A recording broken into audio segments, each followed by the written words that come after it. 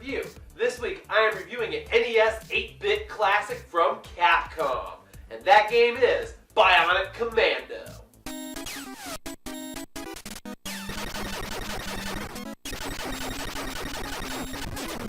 Bionic Commando was originally released as Hitler's Revival, Top Secret, in Japan. But here in the United States, the name, story, and all Nazi references were removed from the game, though somehow, spoiler alert, Hitler's face is still in the game, and we actually get to see it explode.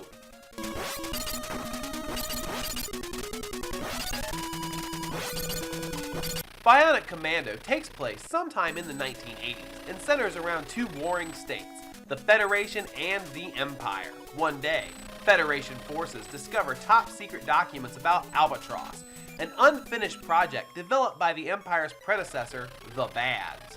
Imperial leader General Isamo Kilt decides to complete the project himself. Upon hearing the Empire's plot, the Federation sends their national hero, Super Joe, the main character from the 1985 Capcom title, Commando, to infiltrate the Empire, but he is captured.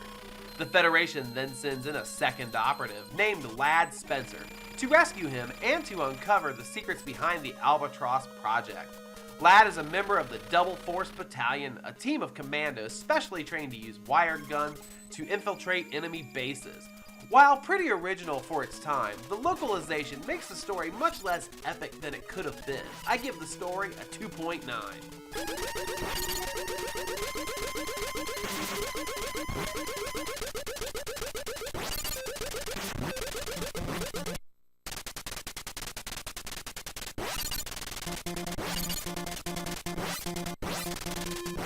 As far as the music is concerned, it's not too bad for an NES title.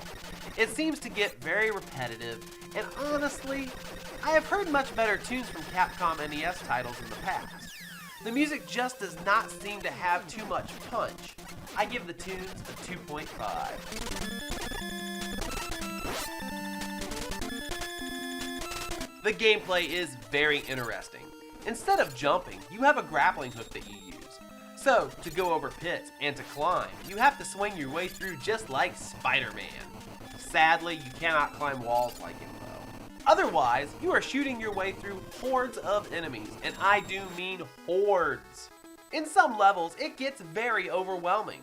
But luckily, after you kill certain enemies, you are given bullets to collect. Each one you collect helps you level up. Once you collect all 300 of them, you are fully powered up and you can stand a chance against the hordes. With all that said, the boss battles are not that difficult and very uninspired. Keeping in mind that I only made it to level 8, they all seem to take place in the same room, and you have to take out the same computer no matter what. I give the gameplay a 3.5. The controls are simple, but a little unresponsive. You use the D-pad to move and duck, while the B button extends your bionic arm and the A button shoots. The controls take some getting used to and feel a bit clunky. I give them a 2.5.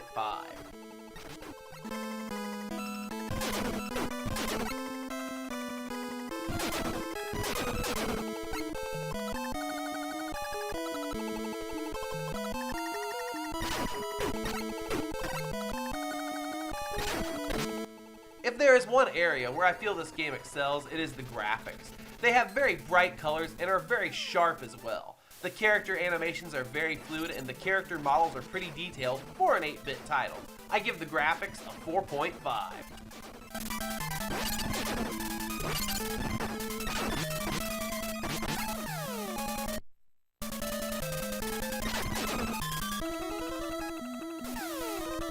So, overall, this game is pretty good. Now, yes, the difficulty level does have a bit of a curve to it, but it's nothing too much that you can't overcome if you have a little bit of patience. Now, that being said, it does have mediocre sound, but it also has excellent graphics and gameplay that, while it's a little hard to get used to, is a whole lot of fun. So overall, this game gets a 3.4 out of 5. Now I want to stir up a little bit of chatter. I want to hear from you. That's right, the viewers. What I want to know is, was I too hard on this game? Or did I hit the nail on the head? I know this is a cherished classic and a lot of you really love it, so maybe I was a little too hard. Who knows? Also, do you guys have any good memories of this game from your childhood? Please leave a comment below, and I will feature some of those comments in next week's episode. Thank you guys so much for watching, and game over. Stay tuned next week, everybody, because I will be reviewing Spider-Man for the Sony PlayStation.